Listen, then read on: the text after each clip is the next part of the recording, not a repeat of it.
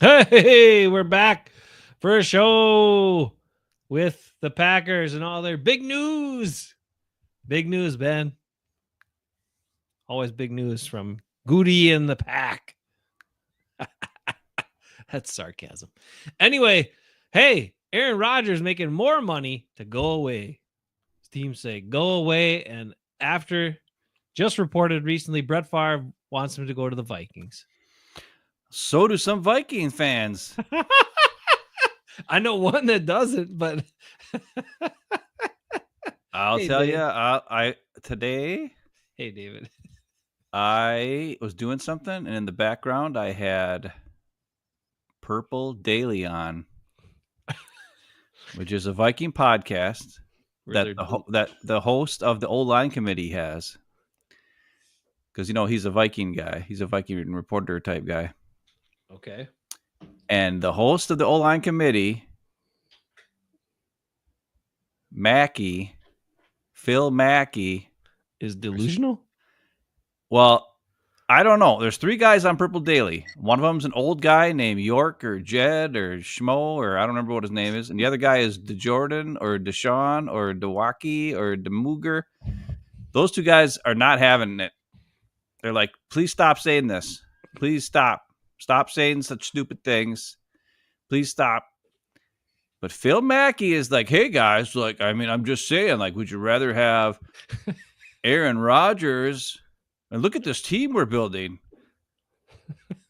I wouldn't do it personally, because he's trying to cover at both ends. He's like, I wouldn't do it personally, but think about it.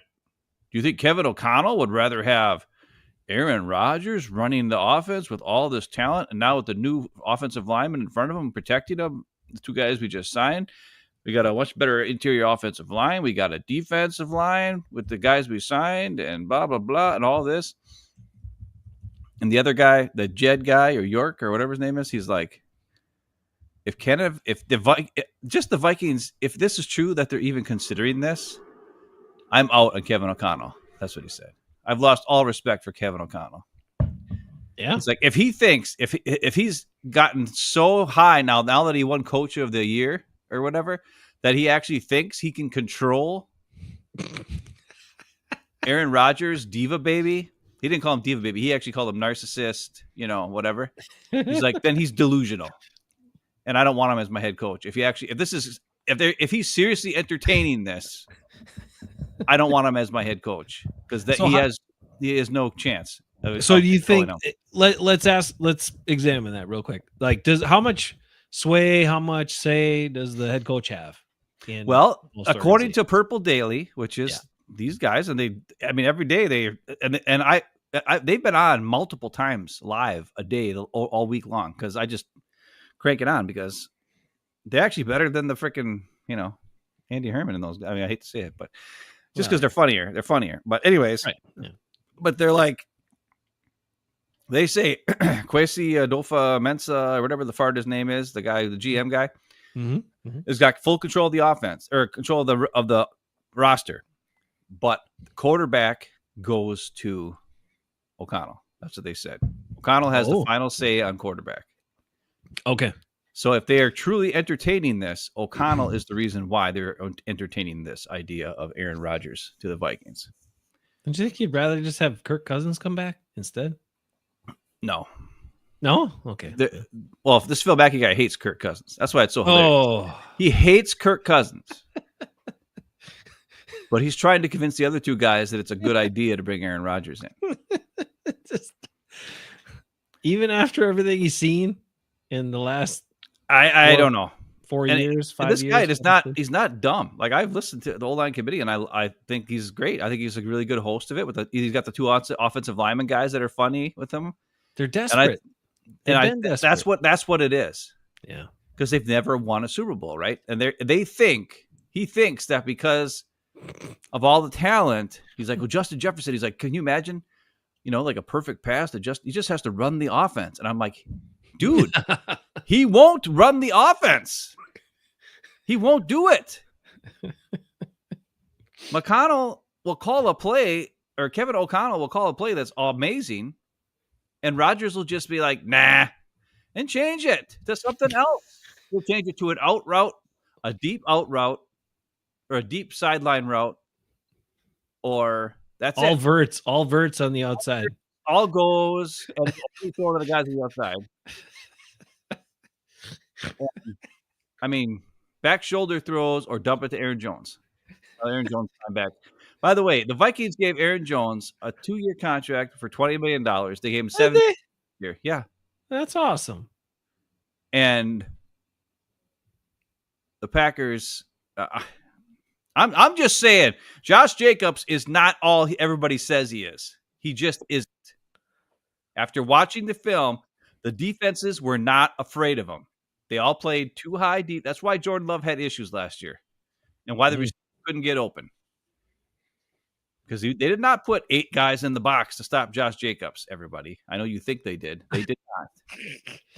They stopped the pass and said, go ahead, Josh Jacobs, run. But anyways, I just thought that was funny, hilarious.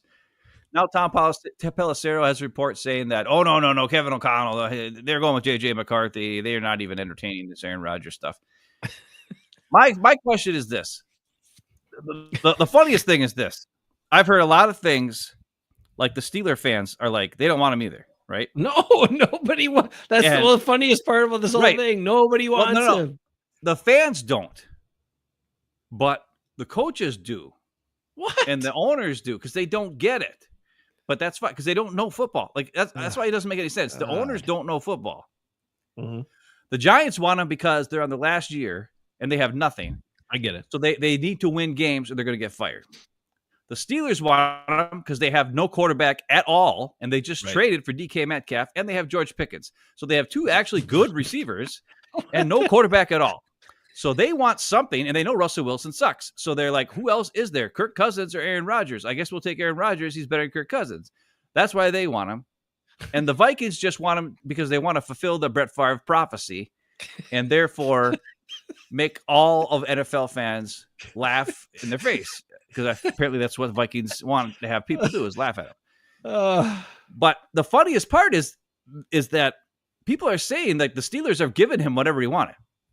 The rumblings are the Steelers and the Giants have both said, whatever you want to come here, we got you. And he just hasn't given him an answer, which means he's trying to be the diva baby again. He wants to take over the NFL. He wants to be the storyline. Like, he's hurting these teams. Yeah. And he's going to make it go. It's just like the trade. It's just like all the times when he was like, oh, was he going to come back? It's Brett Favre stuff is what this is. Like, if you want to go to the Steelers, go to the Steelers. Okay, it's very simple. Do you want to win games and try to make the playoffs? You go to the Steelers. Do you want to just stay in the house that you built or are renting in New York or New Jersey? Go to the Giants. They'll give you the same amount of money. Because the last 2 years are the best 2 years of your life. You want it to be the 3rd best year of your life? Go to the Giants. It's not that hard, but he's stringing them along. And because he's stringing them along, these teams can't do anything else. The other team, they're both waiting because whoever doesn't get him will go and sign Russell Wilson or freaking try to get Kirk Cousins or whatever. You know what I mean? Like they're waiting to do. He loves the fact that teams are waiting for him. Even if there's only 2 crappy teams, there's only 2 teams in the whole world. Just like when he wanted to get, when he would come back and the Packers could trade him. There's only 1 team that wanted him. Yeah. Because they were so desperate. And that team doesn't want him anymore. And then you have all these other teams that are picking Sam Darnold and Geno Smith and Daniel Jones is signed before him. And like, I mean, come on. I mean, Justin Fields signed on day 1. I'm like, Justin Fields. No, that's to the Jets, so it's different. But I'm still saying, like, you're below all of those guys on the tier of quarterbacks in the NFL. So take all the guys that are starting now that have high payments. Then you take all the middle of the row guys. Then you take the free agents from this year who were not very good. Then you take all the guys in their first or second and third years, right? And the rookie contracts that they don't want you. Then there's the Steelers and the Giants. That's it. That's how far you've fallen, the great Aaron Rodgers. And that's why it's hilarious when he ends up with the Vikings, because he will. And all the Viking fans will lose it. The Packer fans will laugh their asses off. It's going to be awesome to play him twice a year. He will destroy the Vikings. Kevin O'Connell will probably not lose his job because of it, but it could be close.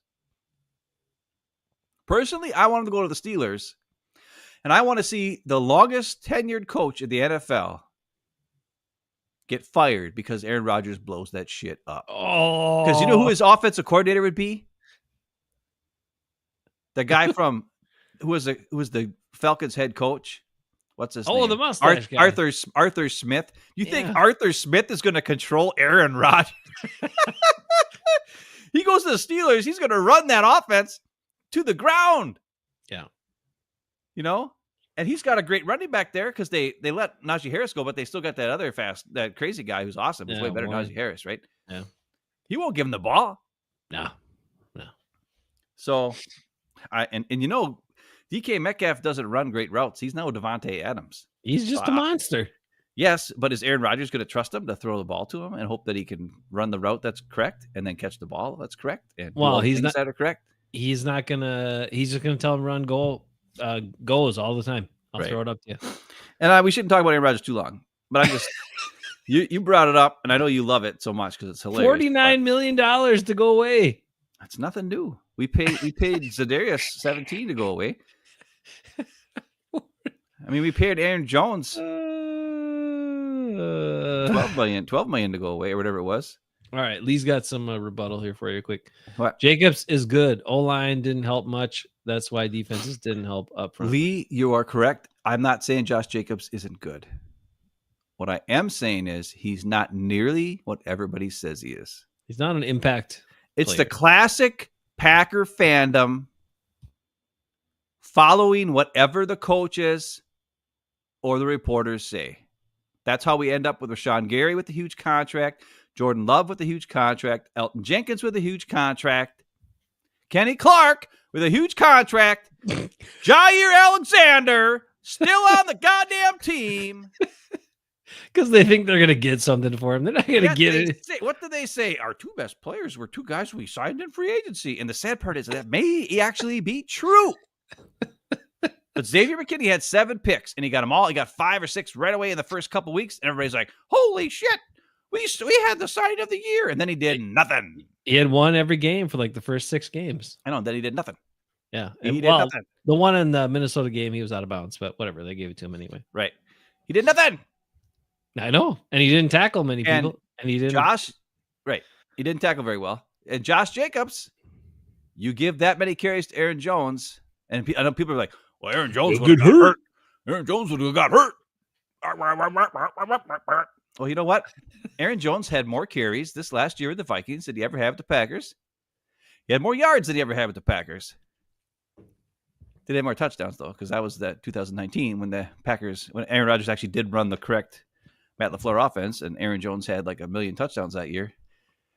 For that 1 year. Then Aaron Rodgers got jealous, and then he's like, well, I can't let this happen again. I got to win my MVP, so I'm just going to throw 1-yard touchdown passes like Brett Favre used to do to Bubba Franks, except I'm going to throw him to Devontae Adams, and then I'm going to be getting MVP instead of just giving it to Aaron Jones, who would have stuck in there easily, too, for a touchdown. But that's where I don't want to get into all that. Got to get my numbers. Bottom line is this. I'm concerned about the Vikings and the Bears, and that is concerning to me. This is the thing. They made smart moves. They've signed a lot. They filled a lot of holes that they had on the team with good players, good veteran players at key spots. Now, the Bears had to trade to get them because nobody wants to go there. But the Vikings signed a bunch of guys because guys want to go there. And they had a great... all those like impactful free agent guys last year for them. Yes, the Vikings, the last 2 years, you look at all the free agents, they've got to have like 15 different guys that they signed over the last 2 years that were like helping them win games. Yeah. And the Packers, and then what do the Packers do? They pay their guys a crap ton of money. They do the same old and then they can't sign anybody else. And when the guys they do sign, now the guys who sign are not very impactful. They're just not impactful. They're not impactful. And that's okay. And they pay them a lot. Right. This is exactly what is concerning me too. And this is where I wanted to come on and do the show.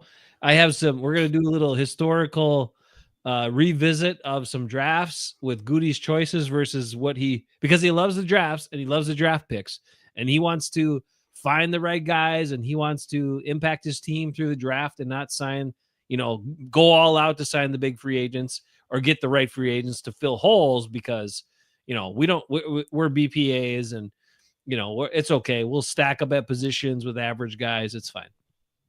But everybody else, I mean, you could say the Lions maybe aren't getting better, but the Lions are good. The Vikings getting better. The Bears getting better. And the Packers, can you say the Packers are getting better? Right now? The hope, it's all based on hope. Gutey's getting better is what he said last week when he did our last show. Well, I'm really expecting those guys to take off this year. And right. So that's it. I will say this: the only positive thing, okay, is that Gutey did not sign a mediocre pass rusher to add to the mediocre pass rushers. Yes, he didn't sign a mediocre wide receiver to add to the mediocre wide receivers. Right? He didn't do the things that he normally. Well, he didn't normally do, but he didn't do something stupid, right? He didn't go and sign Khalil Mack and give him a crap ton of money and have him. He's just going to be a rotational pass rusher on a bunch of rotational guys that aren't great. Sure. He signed a cornerback, which is a need because our depth there is not good. And he signed, for some reason, a not very impactful offensive lineman from the 49ers who lined up next to one of the best left tackles in the history of the NFL, and that's why he looks so good all the time. I've seen these things where people are what's his name? Aaron Banks or I don't remember what his Aaron name Banks. was. Yeah, they're Aaron Banks only gave up one sack in the last how many years? It's well, that's because he had freaking Trent Williams next to him every game. And he plays guard. And then and people said that when Trent Williams was hurt, he looked like shit. And it's yep, that's probably what happened. Yeah. Now, is he better than Josh Myers? Hopefully. I mean, he better be. That's what we have to compare it to, right? Is he better than Josh Myers? Because obviously, are we happy that they didn't sign back Josh Myers and they will not? Yes, we're happy about that. Sure. Are we happy that Eric Stokes got signed by the Raiders? So and we took their guy away. So which guy is better? I'm hoping that guy we took is better than Eric Stokes. I would hope. Now, is he 10 times or 4 times better or 10 times better? Because we paid this guy what was it? $44 million for 4 years. 48 over 4 years. 48 over 4 years. They paid him 1 year for $4 million. So this guy's got to be 12 times better than Eric Stokes based on the contract, right? Because he's getting paid 12 times the amount of Eric Stokes. I don't know if he's 12 times better. Well, even if you divide that by 3, it's still 3 times. He's got to be at least 3 times better than Eric Stokes. That might be the truth. He might be 3 times better than Eric Stokes. I don't know. Let's hope he is. He says Banks and Hobbs sound like a comic book or like a detective team or maybe a law firm. I'm not sure. Anyway. Yeah. But those are the 2 things I will at least admit. At least he didn't sign another depth piece to a position that we already have depth at that isn't going to be impactful. These guys could impact because they're slightly better than average players. That's what the draft is for, man. Way overpaid. Well, for Gutey it is. For other teams, they take the best player available who's a good football player. They don't take and who might have a chance to start on your team. Right. They don't take a guy. So I don't know what you want to get into. You take over and lead us the way. I mean, you want to talk about the offensive lineman? You sprinkled on some stuff, and David already talked about it. David said he's here for the TJ Slayton rant. There's a lot of stuff. There's a lot of stuff. But we'll go to TJ Slayton in a second. John brings this up. How many years we have to put up with this smug ass GM? Forever, John. Forever. Because everybody says he's doing a good job, and you got to believe in Gutey and look at the young talent he's acquired. Because somebody in the Packers front office or somebody in the scouting department knows how to find little gems that the Packers find guys who are good, who are well beyond their value by the time they get them, either low picks or they get them as undrafted guys. Keyshawn Nixon, whoever else, you can name a bunch of guys. that's what keeps this Packers team afloat. Because this GM and this history of GMs is swing and a miss, swing and a miss, swing and a miss, and not just swing and a miss. I'm going to go over this because I spent time looking it up. We're going to go through some years of just early picks and who the Packers selected and who was on the board or who went later. And granted, sometimes the drafts stink and there's a bunch of stinky guys. Get it?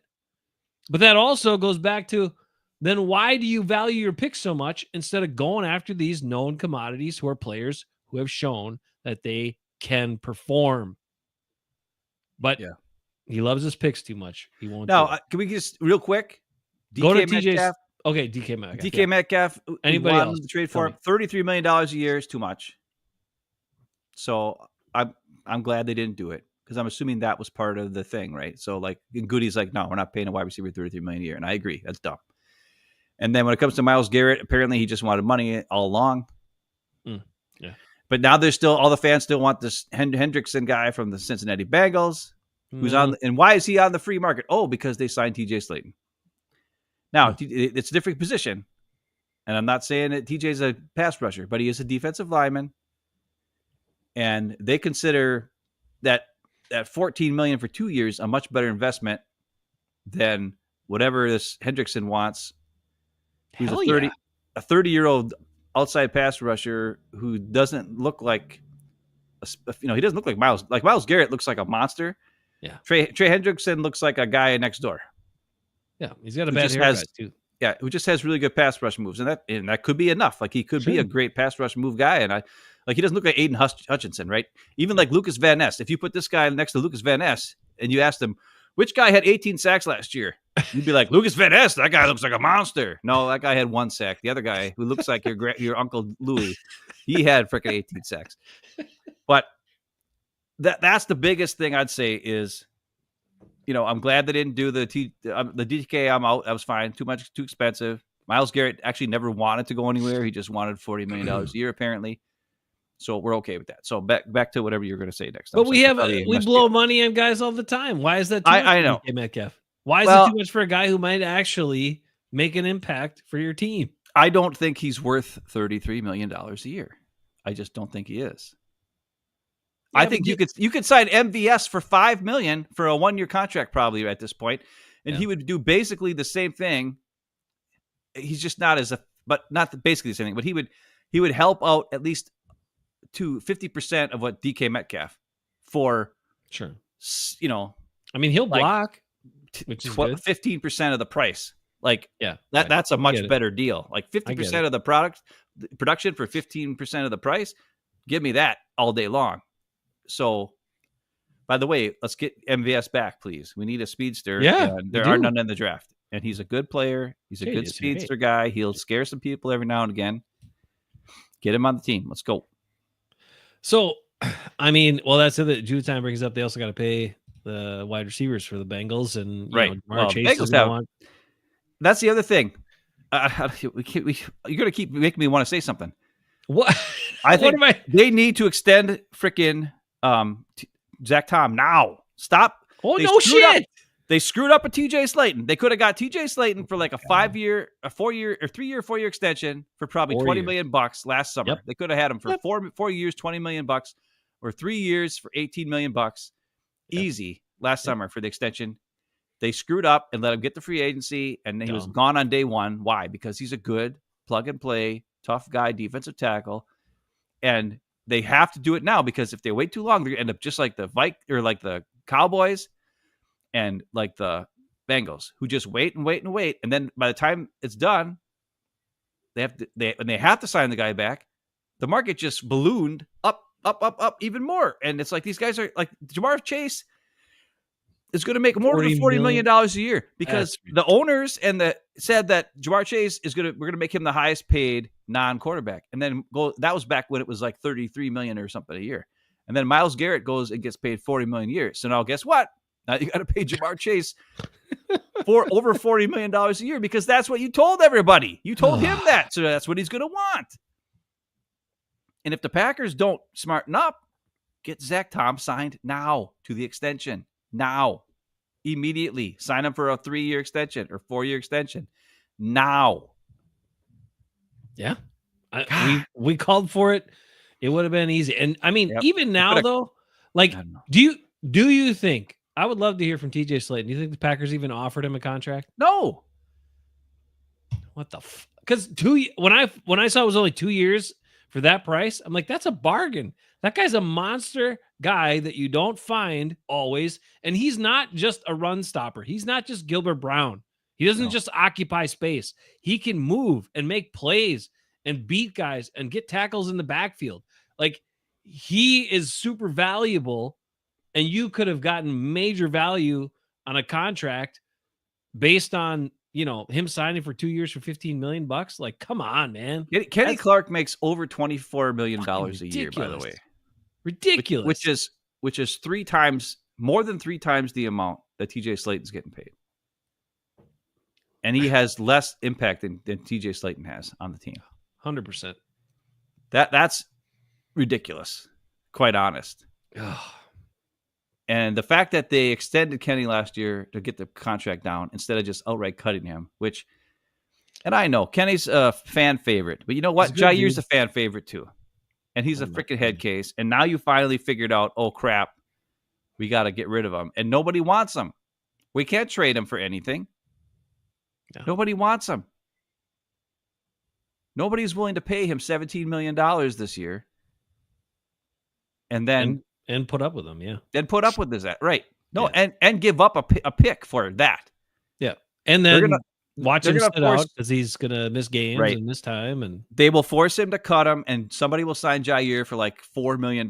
He'll be just the Eric Stokes contract. He'll get a 1 year, $4 million contract, and he'll disappear from the NFL, just like all these other Packer players that aren't that good that the Packers pay like top dollar.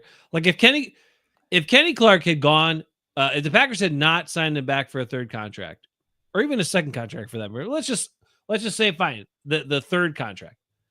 If they had not done that, would Kenny Clark still be a starter in the NFL on any other team? No, because these guys isn't there. No, they're not that good. The big difference is, right? It's where the Packers picked him, and the pride and hubris of these general managers. Why was Kenny Clark signed back? Because he's a first-round pick. Was he that good? No, but first-round pick. Why was Micah Hyde not signed back? Because he's a fifth-round pick. They're like, meh, just a fifth-round pick, whatever. Why was TJ Slayton fifth-round pick? Whatever. We'll find another guy.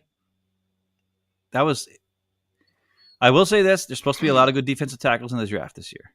I hope so. I hope then they better draft him instead of doing what they always do, or what he always does, which is not do what anyone expects him to do and draft some other random players too early where you're just like, what is happening? What are you doing? All right, let's see. JJ says Clark should have been traded years ago. Gary hasn't been what he was since injury. Look, Gary wasn't anything before the injury, JJ. Gary had one pretty good season, and the Packers chose to pay him like he was one of the top 10 to 15 guys on the edge in the league. And I hate to say this, and he's a good guy, and he's a good guy. Locker room guy, and he tries hard. Yep. Absolutely nothing about his effort or about his personality. Right. He's good all the way around. Kenny Clark's a good guy. Yeah. He's just not that impactful. He's not that good. And he's too slow. He's too slow. Yep. Gary's limitations primarily are he's too slow. Well, he runs upright. Right. But he's also too slow. Watch him. Go back and watch Clay Matthews highlights and then compare it to Rashawn Gary highlights. Now, I understand Rashawn Gary is like 20 pounds heavier, right? And like 4 inches taller. So it's a different player. But when you look at the position as just as when it comes to pass rush possessions and pass rush plays, and you watch Clay Matthews, who would bend his body and scream to the quarterback and do all kinds of crazy stuff, Gary can't bend. Like, he had a high RAS score because he was really strong and was pretty fast for a guy that size. Right. Yep. And he looked like a monster. He had, he could bench press 5 million pounds and could jump really high and jump really far and all that kind of stuff. but his cone drill wasn't great, and his agility scores weren't that great. And he doesn't have his pad level is too high. He's kind of like Elton Jenkins on the offensive line. No offense, Elton Jenkins. Though I think Elton Jenkins played better when he was younger than he does now. Yeah. Well, let me say one quick thing about that. Like those start and stops, those change of direction, are super vital for defensive linemen, especially guys on the edge.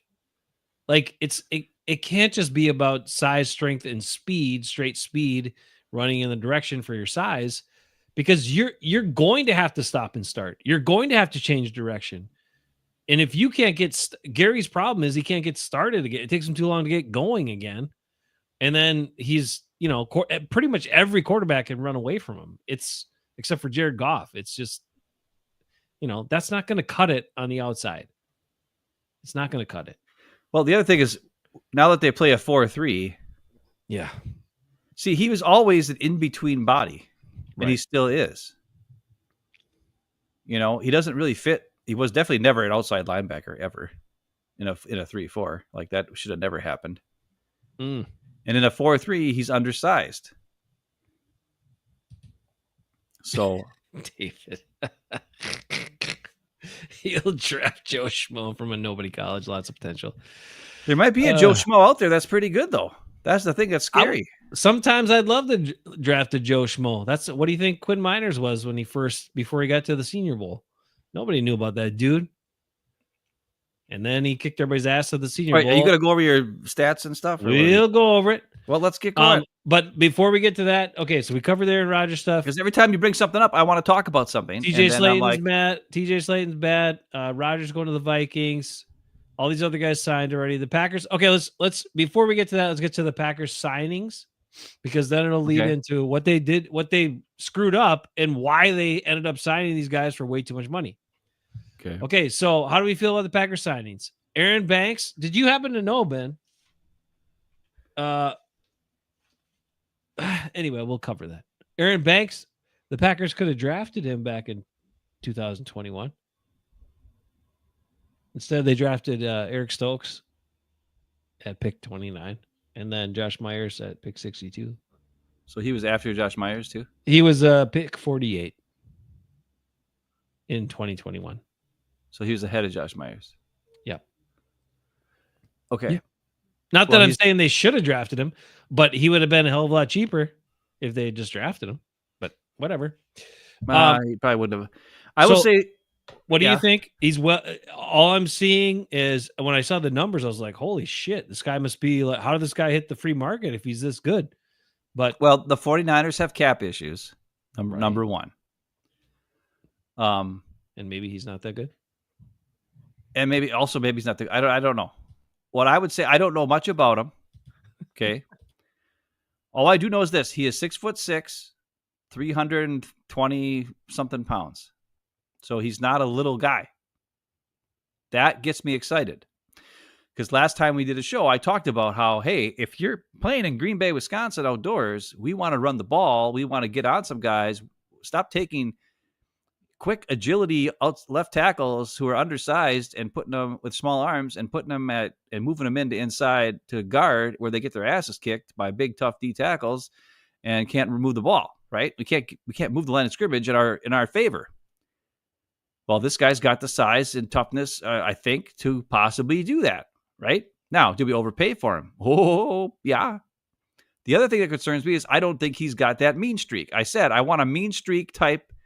I want a TJ Lang type guard. A guy who's going to punch you in the face, who's going to shove you after the whistle, who's going to give you a little, either that or you want a Lukey Patrick who blocks until the whistle and pisses off the guy. And he's like, why are you still blocking me? The play's done. And like, hey, the whistle didn't blow. I'm going to keep blocking you. And a guy looks for work.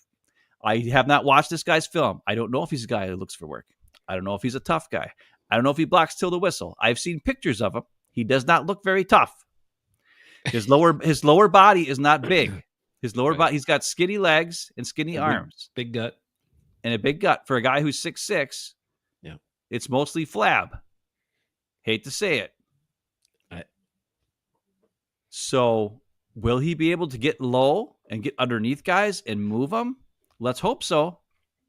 He's supposed to be a good run blocker from what people say. But his pass protection is iffy. Mm-hmm. Mm-hmm.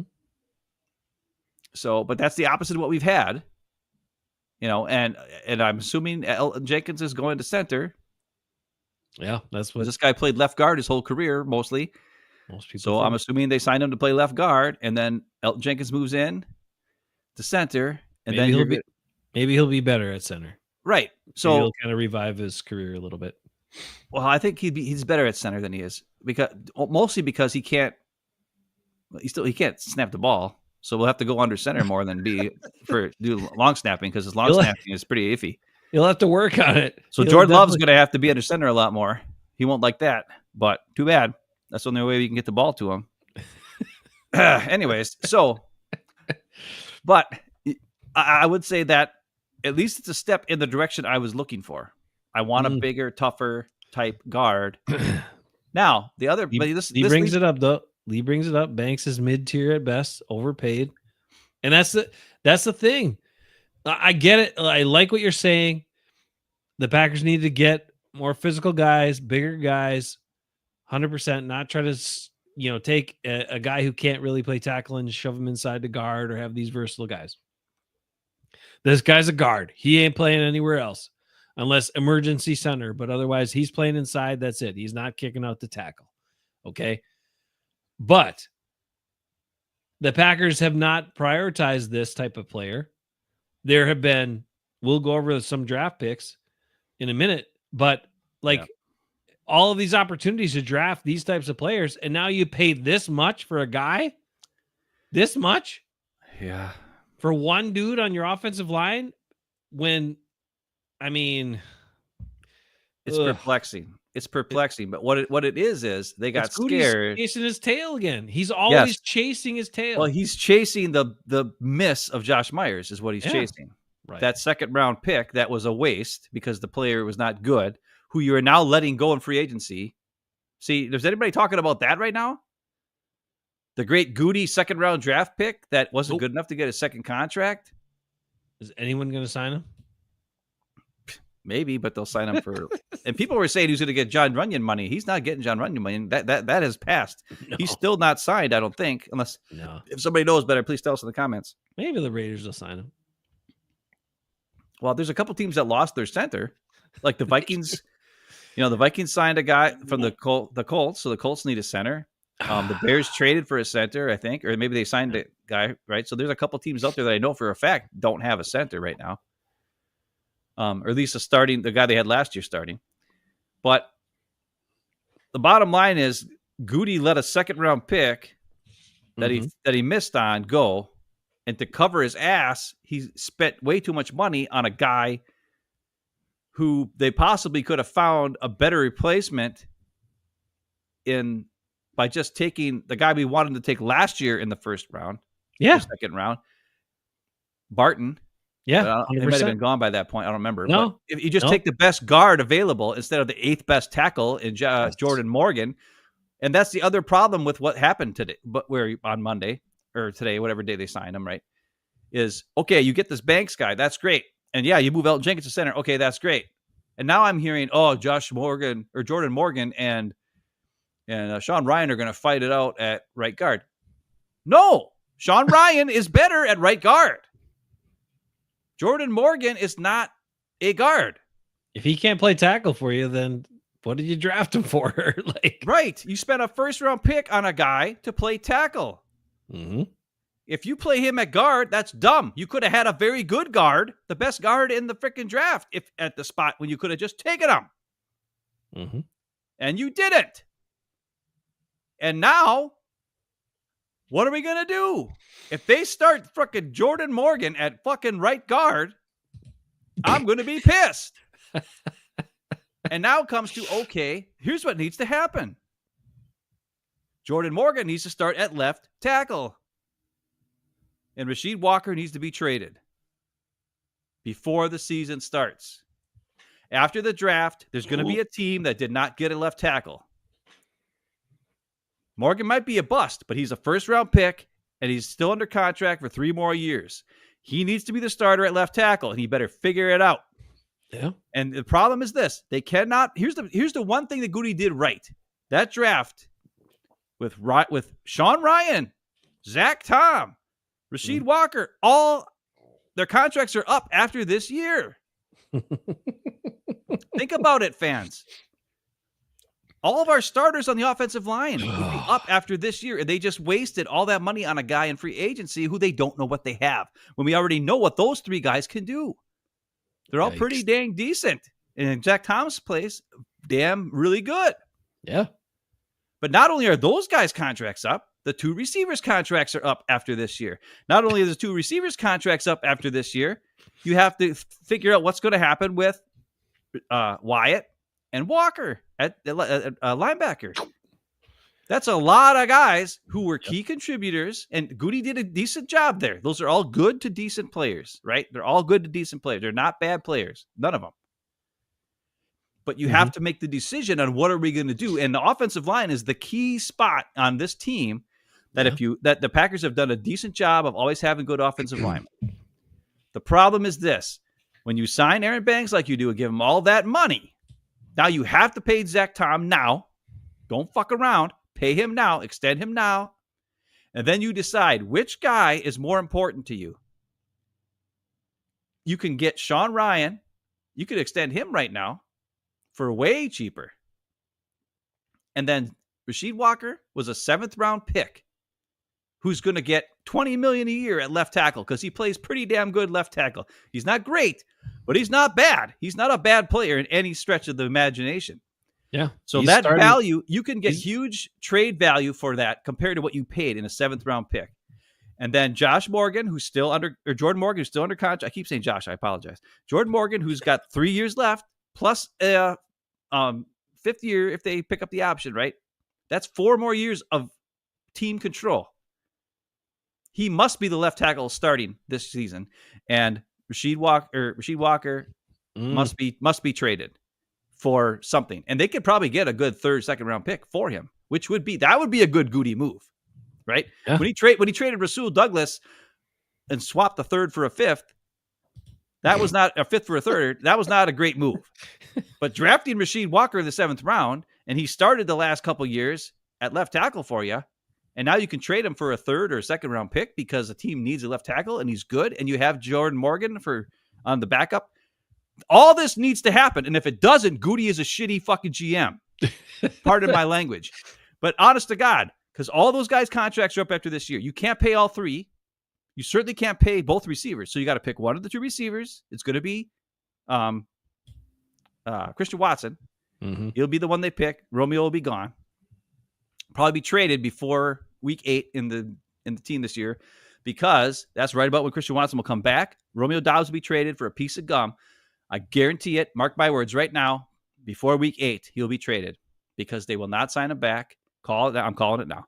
And then maybe they'll keep Rasheed Walker until week 8 as well. But both of those players should be traded because they're not going to sign him back.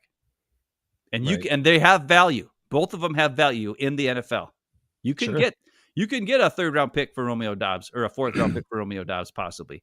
You could certainly get a 3rd or 2nd-round pick for a starting left tackle who's barely making anything right now. Yeah. And they'll wait to see how the injuries play out and stuff like that. Yeah. So that's the only thing I get from him signing Banks is now he's the highest paid offensive lineman on your team. And he's never been in the building yet. How do these other young guys feel who've been here for years holding the fort? He better be damn good. He better be. Tom's going to want at least what he's making, if not more, because he's been here for years and he's been great. I don't know what his personality is like either, but they sure the hell could use a leader on the offensive line. He's not vocal. That, I don't think. Jesus Christ. I mean, I don't think he's a leader. What, is Sean Ryan the only guy that has some fire on the offensive line? God damn. And he might not even start, according to the Packer reporters. Freaking yay. All right, let's get into this draft stuff because this is... Oh, we never talked about the quarterback. Quarterback? What about him? Corner. Oh, corner. Hobbs. Hobbs. Dude, here's the thing. This is another, like, when they sign a guy, I'm like, okay, fine. You sign a corner because you always need corners because you never figure it out. And when one falls in your lap, these guys fall in your lap, then you are like, you toss them away or you don't value them enough. Like, think about the Packers corners, like dudes who have been good in the last 20 years, like really good players for them, fell in their lap, right? Tremont Williams, undrafted. Yep. Undrafted. Like one of the best corners they've had. Freaking Chucky Woodson, nobody else wanted him. Fell in your lap. Fine. But the Micah Packers have Hyde, not. 5th-round pick. Micah Hyde, they haven't found guys, and they've drafted so many of them. And Rasul's stint was like, dude, this stuff doesn't happen all the time. You got to hang on to that guy. No, he tossed him away. And now Keyshawn is the next one, right? So I don't know what they're doing with Keyshawn. I'm sure he wants a raise. Well, especially not with he's been here for 2 years and starting. This guy is a nickelback. Yep. Who's not going to be playing nickel corner with the Packers, and he's making twice as much as Keyshawn. Keyshawn needs a raise then. Like, you gotta give him a raise. He's your best corner by far. I don't know what this guy, and if this guy plays inside, well, what the hell was Bullard for then? Like, why, if this guy's a slot corner and you liked Valentine and Keyshawn showed you what he can do on the outside, why are we signing this guy for this amount of money? Unless you're worried about the injuries again, bite you in the ass. Like last year when the safeties went out and the safeties had to shift and then Bullard was out of the slot and yada, yada, yada. I get it, all that. But it's a lot of, it's not, top dollar money, but it's quite a bit of money for a guy who's filling a spot that you think you already have your guy for. So basically, I don't know what you're doing. You still got Carrington Valentine cheap as hell because he's a 7th-round pick and you got him for another couple of years. We'll see what this guy's like. I don't know. Right. He might be a goal-getter and a tackler and a. I hope so. Because let's face it, Carrington Valentine is not a big guy. If anything was proven in the playoff game or whatever, where just, he got his ass kicked and carried for 15 yards by whoever it was, Dallas Goedert, whoever it was that freaking destroyed him. But he was a tight end. I mean, what are you going to do? At least he tried, like you said. You had respect for him for at least trying to tackle him instead of just flopping down like a wussy like Jair would have done. Yeah, or standing there getting blocked and staying out of the way. At least he tried. But the bottom line is we had a need at corner. And he overpaid for a guy who the team didn't want. And then that team replaced him with Eric Stokes for $4 million. And hopefully he's better than Eric Stokes. That's all I can say. That's all I can say. Hobbs was hurt quite a bit. Ankle issues, Lee says. Yeah, that's what I heard too. He was hurt. That's not helpful. We have enough guys that are hurt at corner all the time. I know. The only guys that stay healthy, we get rid of or we don't value. Like Sewell didn't miss a snap. Oh, get out of here. Keyshawn is always there. Like, these are the guys, but we're not going to pay him. Like, okay, here's the thing. Now it's time to go into the draft stuff. One thing real quick. Okay. Real quick. Yeah. I don't know if he's signed yet. And I'm only saying this because when he was at Ohio State and ended up being the number 3 overall pick in the year he was drafted, he had a great year, and his defensive backs coach was Jeff Hafley. I would like to see Jeff Okudah signed to the Packers for a cheapy 1 year, a 1 year, $4 million deal. Because that's all they're saying. He's going for like 1 year, $3 million, 1 year, something like that. Nobody wants him because he's been a failed. Like the Detroit drafted him number 3 overall. He's bounced to the Falcons and other places, and he's a free agent right now. And he's had a rough go in the NFL. But when he was at Ohio State, the 1 year when he had Jeff Hafley as his coach, he was his defensive coordinator / secondary coach because they had joint defensive coordinators. It was really a weird thing that year but anyways, he was amazing. And I'm not saying he's going to be amazing, but with Jeff Hafley as his coach, he was good. And if you can sign him for super cheap and Jeff Hafley can bring that out of him again somehow, or even a little bit of something. Now, the competition obviously is much better in the NFL, so he probably will not be anywhere close to what he was in college, right? But still, he's way older. Yeah. But I think it's worth bringing him in for a $2-3 million for sure, like a freaking Eric Stokes 1 year $4 million contract for a guy 100%. who's had history with Hafley and who trusts him. People might think I'm crazy, he has not had a good NFL career. He just hasn't.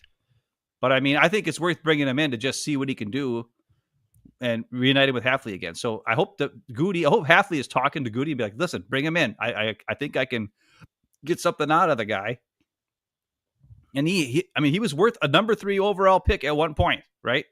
It's basically his last shot. Like it would be his last, right? It'd be his last shot. We obviously have position at corner is in need of veteran help. And yes, we did give a crap ton of money to this Hobbs guy, but if you can get Okudah for super cheap, maybe he does nothing, right? Maybe he flames out. Who cares? I mean, we're paying Kenny Clark $24 million to do nothing anyways. What the hell is the difference? So I'm just saying that real quick. I wanted to just bring that up because I thought it was interesting because I saw his name on the list of free agents and I was like, oh yeah, that could be interesting. That would be something. If I was Gutey, I would be all over that. I'd be like, hey, come on in here, man. Jeff Hafley's here. And I think he would do it for, probably the same as anybody else would pay him, $4 million, $3 million a year, or $3 million for 1 year. Just to be like, hey, I'll reunite with Jeff. He was awesome. He was a great coach. You might get, just also based on the fact that it's Green Bay and there's not a lot of other distractions and guys can just focus on football and, last chance. I mean, he could have a great season because of all those things kind of aligning.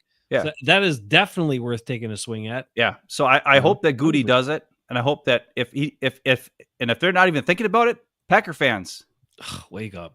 Anybody who watches this show, I know we don't get many people to watch it, but can we please get this out to Gutey? Get this out to Jeff Hafley. If anybody sees him in Green Bay going to the supermarket or whatever, that one scout like, hey, Jeff Okudah's a free agent and he had a great season in college with Jeff Hafley. Maybe give him wouldn't he be pretty decent as a 1 year, just give him a shot deal like you gave to that one offense? They gave that the offensive lineman last year who was a first round pick who did nothing, right? They gave him a 1 year, $6 million deal for nothing. Yeah. Right. You know what I mean? Like, just if they did that with that guy who sucks, who had no history with anybody on the team, certainly do it to this corner who has a history with the defensive coordinator. Just give him a shot. Like, let's go. So Packer fans, get on this. I don't know. I have not heard anybody talk about this. I don't know why. You always hear it here first. Boom. Let's get on it. All right. You hear it here first pretty much every time. I think it'd be a good move. Now, it might not even work out, but just the history and a cheap amount of money, I think it's a win-win-win-win-win. So, okay, go ahead now. Go your draft. 100%. So, as we talk about all this stuff, as we talk about the other teams getting better in the NFC North and the Packers not getting better, and the Packers chasing their tails here to try to cover their ass from deficiencies, the simple solutions stared this GM in the face. And because he effed up the drafts over and over and over again, that's why he's having to do what he's doing right now and overpaying for guys like Banks and Hobbs. So you want proof of that? Because you hear they'll show the cut shot of Gutey during games, right? And like, oh, look at him. He's done a great job assembling this young talent and blah, blah, blah, blah, blah, blah, blah. And yes, some of the young talent is good. Some of the young talent has been assembled by him. But a lot of the guys who are glue and holding the team together and filling key roles are guys like Rasheed Walker. Do you think Gutey picked that guy? Do you think in the 7th round, Gutey's paying attention? Do you think undrafted free agents, those are guys that Gutey's like dialed in on? No. Gutey is focused on the high picks. That's his role because he's top of the food chain. And you have the guys, the scouts and the other guys lower in the organization who find these diamonds in the rough and bring them up. And then all you got to do is give them a cheap chance. That's and how we bunch of these guys turn out to be good. That's how we got Evan Williams last year. Right. His scout was standing on the table and saying, draft Evan Williams. And then Gutey's like, we just took Bullard. And he's like, I don't care. He's still there in the 4th round. Draft Evan Williams. He's freaking awesome. And guess what? He was freaking awesome. The scout was right. So when Gutey listens to the scout, it usually goes pretty good. When Gutey picks who he wants, this is what happens. All right. Let's go back to Gutey's first draft, 2018. That was the first one. His first round pick, the great as the Packers will tell you, Jair Alexander at number 18, which he moved back to draft him, right? The Packers were like at 15, I think, and then Gutey moved back and then got Jair, right, and picked up something. Are you going to say who all the Packer fans wanted? I'm going to say who was drafted at number 17, which is Derwin James. Okay, if the Packers stood still and just drafted the good safety, think of the chain reaction of safeties we wouldn't have had to draft and he went to draft with Savage the next year, right? Yes, and have shitty correct. safety play for all these years. If we just taken Derwin James, but no, we drafted Jair. But why do we have to draft Jair? Because that goes back to the year before. That goes back to Kevin. No, well, yes, Kevin King. Kevin King, because that was the TJ Watt. We're gonna get there. That's Kevin King, which was not his fault, but it led to the Jair draft pick because that's Kevin what King we close on. That's what we close on. Okay. All these things are like dominoes too. It's like chain reaction dominoes. But if you have to put it on perspective of what the team needed, what players were available, the players they chose to draft, and then because they made those choices, then what happened, and what if they made the opposite choice or chose the guy that was right in front of their face, then what it could have happened, what could have the situation been like, all the things that they wouldn't have done following that because they actually made the right choice. So the next season, because it wasn't a great year in 2018, was it? That's because he signed Jimmy Graham as a free agent and cut Jordy. And Mike McCarthy was fired and all that sort of stuff. And Aaron Rodgers was worried about his numbers and wanted McCarthy fired, all that stuff. So in 2019, the Packers had one of their highest picks in many seasons, the number 12 selection in the first round. Everybody was wondering, what will Gutey do? Will he take a high-flying wide receiver? Will he take a running back? Will he take a big stud defensive tackle? Especially after he just signed 2 outside linebackers in Preston Smith and Zadarius Smith in free agency. Yes. There'd be no chance he'd waste that number 12 overall pick on a pass rusher, would he? Why would he do such a thing when he's got these guys signed for years to come? Right. For 3-4 years guaranteed pretty much, right? Or with big money. And so he thought, we could use some help inside though, right? Because we heard all these years Kenny Clark needs some help. Kenny Clark needs help. That's all we ever heard. So with the number 12 pick, Gutey surprises us all and drafts Rashawn Gary, edge player out of Michigan, who is a really good dude. And like, I love Rashawn Gary's attitude and his personality. Like, he cares. He probably cares and values being a Packer more than almost anybody on the team. Like, as much as that guy cries and gets emotional, like, he really appreciates being a Packer. So I love that about him. I love the person. He just should have never been the number 12 pick. He should have never been drafted that high, never been paid that much money. So when Gutey drafted Rashawn Gary at number 12, at number 17 in the first round, Dexter Lawrence went to the Giants. Dexter Lawrence, a monstrosity of a man, a game wrecker from the inside, was not your choice at 12. Instead, Rashawn Gary. If you want to go a little bit further, Josh Jacobs, who we now have on the team, was drafted at number 24. If you thought he was a great running back, there he was. And DK Metcalf was number 64 in the second round that year. So just some guys that all were impactful players. Dexter Lawrence, Josh Jacobs, who we now have with, big money in free agency, and DK Metcalf, who was too expensive for us to get, also because we didn't draft him in 2019. But in the first round, we drafted Rashawn Gary, and then we also moved in to get Darnell Savage at number 21. So those were our 2 picks, Gary and Savage, but we passed on Dexter Lawrence, Josh Jacobs, DK Metcalf. That's in 2019. Now, I looked at all this stuff, and granted, even in the first couple of rounds, because I only looked at rounds 1 and 2 primarily, sometimes round 3 when I know it was a good draft, there are a lot of stinky players, a lot of stinky picks, a lot of misses, right? And I get it. Everybody will say, it's a lot of misses in the draft. It's you take swings and misses, blah, blah, blah, that happens. But there were drafts where there were good players, a lot of good players in some drafts where you could have made that choice. But Gutey went against the grain, against what everybody thought the Packers needed and everybody thought he would do. And this is what we end up with. When did Elton Jenkins get drafted? 19 or 18? He was in. Anybody know? I looked I him up. can't remember. Was he the same draft as Rashawn Gary? I think he was 17. He might have been. Oh yeah, he was 18. He was a Jair.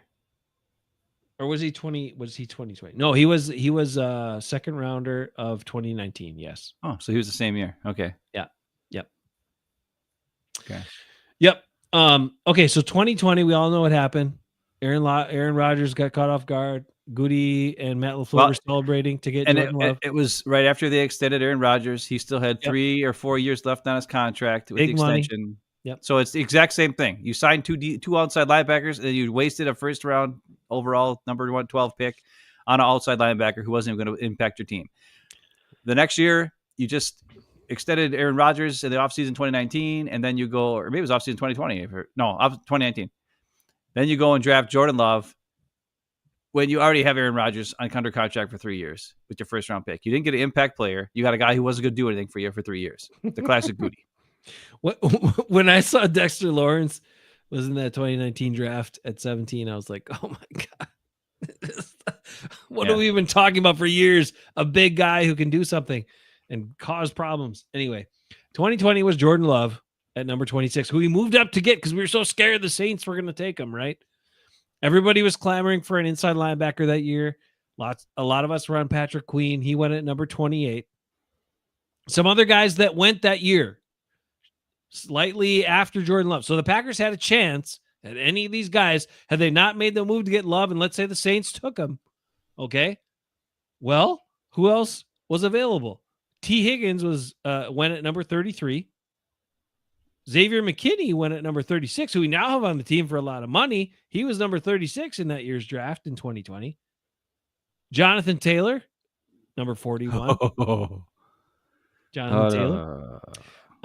We did draft A.J. Dillon that year at number 62, but Jonathan Taylor we didn't draft.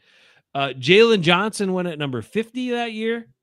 Jalen Hurts, Super Bowl winning quarterback, went at number 53. I mean, had we passed on Love, maybe picked Jonathan Taylor or T. Higgins and maybe picked up Jalen Hurts?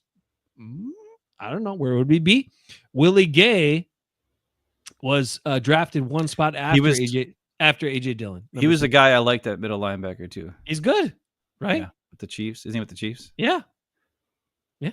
Number 63, right after A.J. Dillon in 2020. So that's the story of 2020. Look at all those good players. Packers had opportunities. It wasn't like they were out of their reach, right? These are guys that are sitting there. Packers went a different direction. Look at all these good players. They were drafted.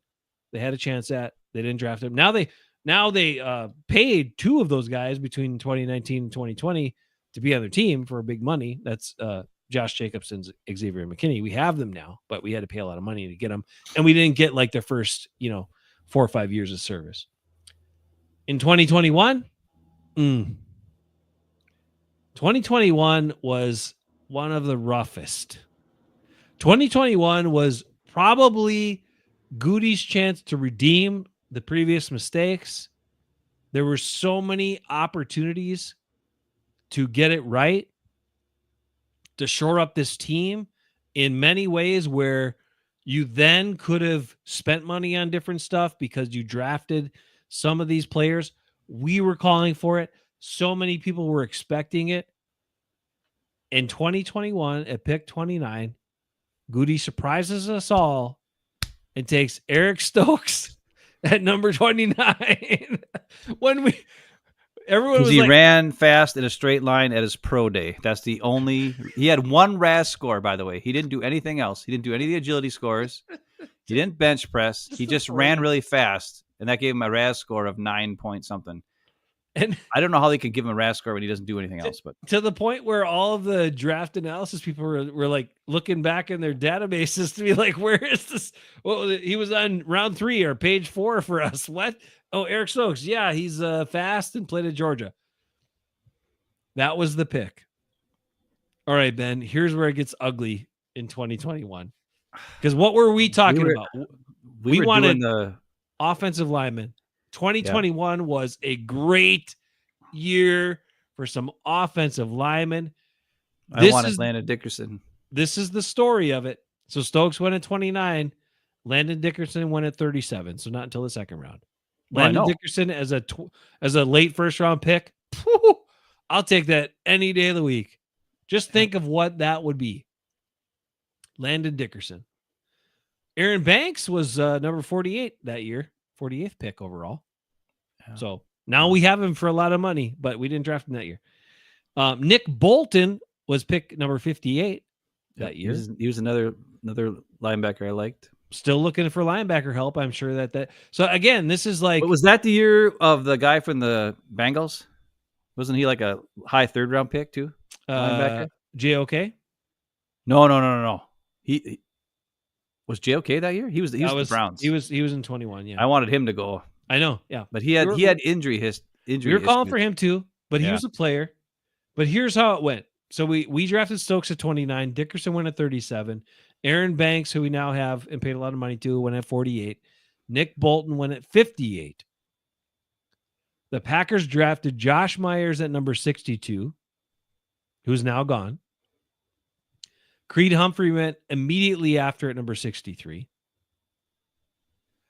The Packers then drafted Amari Rodgers at number 85. And he used his draft pick to move up.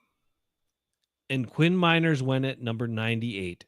So the Packers, the fucking Green Bay Packers, who have not invested in their offensive line, and this was the year to do it. And they could have had all three. They could have had Landon Dickerson, Creed Humphrey at center, and Quinn Miners at right guard. Left guard, center, right guard for fucking 10, 12 years. The best goddamn inside offensive line in the history of the NFL.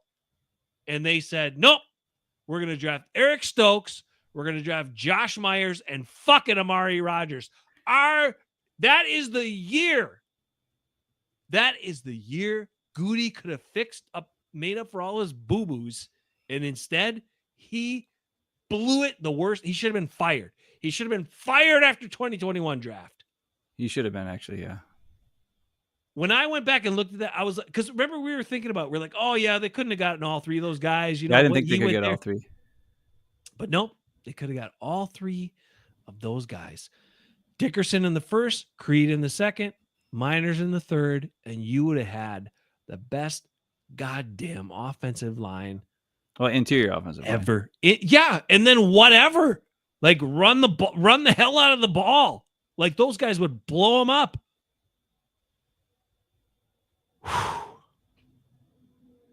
I'm sorry for my language, but Jesus. You know how I love offensive linemen. I will say this. 2021 was the year of offensive linemen, and Gutey picked a fast corner who's not agile in the first round. Right. And that was center who nobody was like, what the hell is this guy? Josh Myers? What? Go ahead. Yeah, sorry. That was bad. Well, I will say this. I think out of those three guys, Creed Humphrey is the guy that I would probably want least. You know what I'm saying? Yeah, sure. Dad's getting mad at you swearing so much. He's used to me doing it, but he's not used to you doing it. Which is funny because all I know is us growing up. It's all we heard was Dad swear all the time. So whatever, Dad. Anyways. I'm sorry, dude. You know I love offensive linemen. Landon Dickerson and Quinn Miners, just the fact that we could have had those two guys instead of Eric Stokes and Amari Rodgers. Now, they traded up for Amari Rodgers, so I don't know what was their regular third-round pick? Was it ahead of where Quinn Miners went at 90? I don't even know. I can't remember what it was exactly, but I don't think so. 98 was pretty late. Yeah, so I mean, even just having Landon Dickerson and Quinn Miners at the two guards would have been well. And Landon Dickerson was a center in college, so I wanted him as the starting center, to be quite honest. Yeah, that's what I wanted him as for the Pack. Now the Eagles, such a beast that he is. He was a huge guy, but he was the guy who was doing cartwheels and doing crazy stuff behind Mac Jones. And when Mac Jones was having his pro day, and Quinn Miners is like giving him crap, or not Quinn Miners, Landon Dickerson is like messing with him while he's getting, because he doesn't get interviewed because he's a center, right? Nobody's going to interview him on NFL Network, but Mac Jones is getting interviewed on NFL Network, and here's Landon Dickerson doing all this crazy, goofy shit behind him the whole time, and I'm like, I want that guy. I don't care. I want him on my team. So it's interesting that, that's really that is honestly, that's malpractice. That's like the most pathetically sad information I've ever heard in my life. That's worse than TJ Watt not getting drafted. Well, no, it's not. It's pretty bad too. But like, that's bad. especially because the reason why was we lost. We had our issues were. I mean, we had Lukey Patrick, who's a we weren't great physical guy. enough. We weren't physical enough. Right. And I at least wanted one of those two guys. I wanted either Landon Dickerson or Quinn Miners. Either one would have been great. And Quinn Miners was doing a lot of stuff at center in the pre-draft process because people said, oh, he couldn't play guard. Well, they were wrong because he's one of the best guards in the league right now playing for Denver. And, of course, they're idiots. But go back and check the tape on our draft stuff if you don't believe us. Like, here's the thing. It's easy to do this after the fact, 2020 hindsight, but we did this in real time. These were the players we wanted. In 2021, we wanted Dickerson. We wanted Miners. And definitely Creed Humphrey instead of Josh Myers. Like, and the Packers literally could have had all those guys. I can remember just laughing. All those guys. Both of us were like, who is Josh? Like, what? Who is Josh Myers? And then, of course, I watched all the videos and I watched interviews with him. And I was like, oh, you know what? Josh Myers seems like he's a good nice guy. And he's a nice you know what? I think maybe Gutey knew something we didn't know. And I think Creed Humphrey is a little bit of a weirdo. He's kind of a loose head case. And it's probably why he wasn't a Packer guy.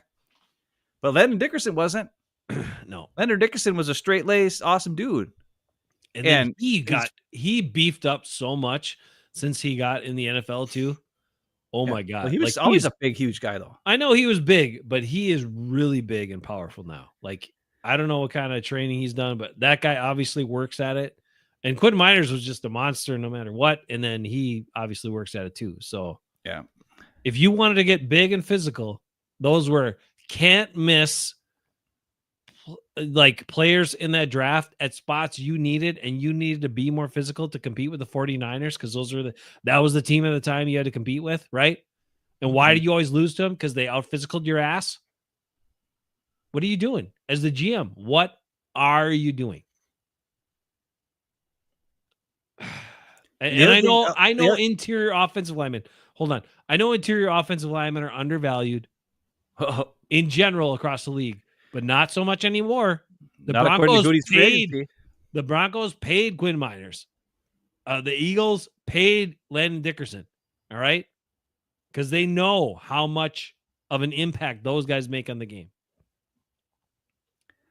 Do you have any other drafts, or are you done with that draft? No, I do. I have more. But what were you going to say? Nothing. I was waiting for the next Nothing's year. worse. Nothing's worse than 2021, except one smug Gutey quote that we have to play here real quick. All right, let's do it. Okay, 2022.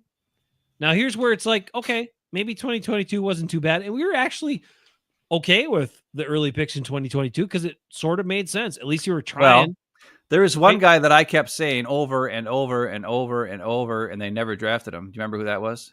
George Pickens? Yeah, that's the guy I kept saying. Right. And I know he's kind of crazy, but he's damn talented. good. He's talented. He's damn good. Yeah. And he's available. He's not out with injuries all the time. I kept saying him every pick. I was like, oh, George Pickens. And then it was somebody else. And I was like, George Pickens. And it was somebody else. And I was like, oh, truly, they're got to be traded up for George Pickens. And then it was somebody else. I think he went at pick 52 that year. He went after they traded up and took somebody else. That's all I'm going to say. Yeah. So here's what the Packers did. They drafted Quay Walker at 22. Quay Walker's pretty good to okay. Okay to pretty good, we'll give him. Devontae Wyatt at 28, who is great for plays here and there, but never on the field enough. Yep. And then Christian Watson at number 34. Who never can stay healthy and can't catch the ball and has no body control. So I'm not saying so 2022 is not as dynamite of a draft with players the Packers needed and could have had easily as 21. George Pickens. But here's some other guys. George Pickens at 52. Breece Hall went at number 36.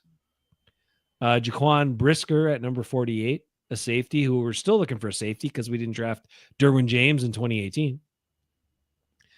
James Cook went at number 63. He's a pretty damn good running back, right? I don't think they would have went for him. Kirby Joseph went at number 97. The Lions guy who had more picks than Xavier McKinney here this last year. Safety. Lions safety, another safety. And Leo Chanel went at pick number 103. That was a guy I liked. Yeah, they should have taken him too. And linebacker. 103. The Chiefs gobbled him up. In 2023, Gutey goes back to the well. He goes back in time to 2019 when you got a high pick again because the season didn't go as well. So at pick 13, in 2023, he picks Lucas Van Ness, who he's got his hope. He's crossed his fingers for this year. He's going to put it all together and be a dominant edge guy this year, right? I hope he does. I hope he does. So too. I would love it, but I don't see it happening. Yeah. But here, who was available when he picked Lucas Van Ness at number 13? Christian Gonzalez, who we kind of thought he might be enamored with because he's a cornerback. Okay. And he's tall and fast. He went at number 17. He's been pretty good. He's been really good. Jack Campbell. We needed inside linebacker again, right? Yeah. Number 18. Jack Campbell. Pretty good. Branch. Calais Cansey went at number 19. He's been better than expected. A lot of people weren't that high on him. Thought that was too high of a pick. He's been pretty impactful for the Buccaneers. Jackson Smith and Jigba went at number 20. Zay Flowers went at number 22. Nolan Smith went at number 30. Well, Nolan Smith was injured. I know. And couldn't play the first year, so that's why he was. But he was a guy I like too. He was, but impactful, talented. I know. He drafts on talent, right? But we had a needed inside linebacker, and he was like a tween or inside-outside linebacker type, and he was going to be out for the first year. So that's why the Eagles are not dumb. The Eagles always take the best player available every time. So when he fell to them, they were like, I don't care if he can't play for half the year. We're drafting him, and they did, and that's why he's amazing for that. So also, guys, I would have been fine with, I guess. So that year, he drafted Luke Musgrave and Tucker Kraft in rounds 2 and 3. Brian Branch went at number 45. Yeah, Brian Branch, yeah. Who I guess would have, if we had him, we wouldn't have had to sign this Hobbs guy, right? And Keanu Benton went at number 49. He was another good player. An inside defensive tackle. What's it's like the Eagles and the Steelers always get the good player that the Packers should have had, that we all were clamoring for, and the Eagles were like, really? They're still there? And like, okay. Or the Steelers, like, oh, what's that? Oh, yeah. Well, no, the Steelers too. They're like, the Eagles do it too, though. Yeah. Because the Eagles go to the next year. They got 2 corners that the Packers could have both had. We're here. I mean, there. 2024, we'll finish it off. Well, we'll finish off with 2017 for old time's sake. But that requires a Gutey playback before we get to that one. So 2024, just to finish it off. As you all know, we drafted Jordan Morgan at number 25. Now, Gutey has definitely said, that's right, he doesn't like Badgers. We don't like to draft Badgers. We don't know why. But for 2024, Gutey has moved around every single year. When he wants a player, he moves around, right? He's not afraid to do that, especially in the early rounds. So Quinyon Mitchell did go at pick 22, 3 picks before Jordan Morgan. But okay, I thought we could have had him. That's right. We certainly could have. But we're playing the dumb game where we don't do anything, and these are the players in advance we could add. So, what if we realized the talent of Quinyon Mitchell, we could have had him just moving up 3 spots. Instead, we went Jordan Morgan, 25. The next pick was Graham Barton at number 26. Who look at the last 2. So here you go, Ben. We would have never signed Banks if we had him. Didn't have to sign Banks if you drafted Barton instead of Morgan. Didn't have to sign Hobbs if you drafted Branch at 45 and 23, or you drafted Cooper DeJean at number 40, who went at number 40 in 2024. So if you drafted either of those 2 guys, you would not have had to sign this Hobbs guy to a 4-year, $48 million contract. That is the tale of the Gutey tape. And again, these are not players he had to do a lot to get. They fell to him. These were positions the Packers needed because now they've signed him for big money in free agency. So you know they needed him. And who's better, Graham Barton or frickin' Banks? Graham Barton's way better. Yeah. Way better. And he's only played one season, right? Yeah, but it was a no-brainer. Yeah. That's the whole thing. Like the whole Landon Dickerson was a no-brainer. Even all no-brainers. They're all no-brainers. Barton was a no-brainer, but Gutey won't do the no-brainer. He does the this guy has the RAS score of a freak. He could be a superstar. Like we talked about this last week. He wants the guy who could possibly be a Hall of Famer over the guy who's going to be a solid, not even solid, a very good player for your organization for 10 years. Yep. We took the 8th best tackle instead of the best guard in last year's draft in the first round. We could have had the best guard, and we took the 8th best tackle who they went and moved in the guard anyways. And then he didn't play because he got hurt. How dumb. It's just dumb. It makes me mad. Why do you bring this shit up? Because this is why. Look, here. Why are we not the GMs? We would have the best freaking team ever if we would have been the GMs. Every year we want this guy, then they took somebody else. And then that guy became a star. And it wasn't just us, though. I mean, Packer Twitter even wants guys like that. Right? Like, we knew what was going on. Maybe they didn't want Graham Barton last year. I don't know. But I did. I talked about it. I got super mad. I was like, why are we taking the 8th best tackle instead of the best guard? I kept saying it over and over and over and over. I lost my crap about it. And if a few years earlier you had drafted Dickerson and Miners, you wouldn't have had to draft Barton. You don't have to worry about any of that shit. No. That's what I'm saying. Like, even if they just let us be the GMs in 21, we would be great. We'd be good right now. But so why do we go over this? Because Gutey is repeating the same patterns. This is him. This is what he does. And this is why it's fine. I don't want to poo-poo on the upcoming season. It's exciting. I hope these new players do well. I really do. I hope Banks and Hobbs like play out of their minds. And I hope we do get Okudah, and I hope he plays great and plays for his life. I hope. But hope is something you can't, rely on. And that's what Gutey seems to just go with. This is the guy in charge of deciding, making all the personnel decisions. Who is going to be on the team, who the coaches have to work with, who this team is going to line up with to compete against the best teams in the NFL. And these tactics and strategies and all of the misses in the draft, when you are a team who's reluctant to go for the big play in free agency or trade, and you're saying we're going to draft and develop, and you miss these obvious picks over and over and over again because you're thinking you're going to outsmart somebody or you're going to pick the next great whatever, edge guy, corner, like you're blowing it. You're blowing it over and over. And this is, so I don't want to poo-poo your season and your hope, but I want you to not be as disappointed when it all flames out, because this is what Gutey does. This is what he's setting the team up with. And this is what you as Packers fans should expect. Set your expectations at a reasonable level, and it won't be as crushing at the end of the season. Trust me, I was an optimist. I was a guy who thought in 2016 we're going to do it. I was a guy who got on the trains and the boards every year thinking, yeah, the Packers could do this. They're going to get to the Super Bowl. And then year after year after year, they didn't. And why? Because this is their philosophy. They bank on the draft. They're not good at evaluating and drafting players early on, apparently. Even when everybody else in the league and every other analyst says these are the players you should draft, they don't do it. And we end up with these holes and problems, and then they try to fill them later on and overpay for them in free agency. So you're always chasing your tail. When you're always chasing your tail, you might luck out and be competitive, but you're never going to be at the level at the best teams.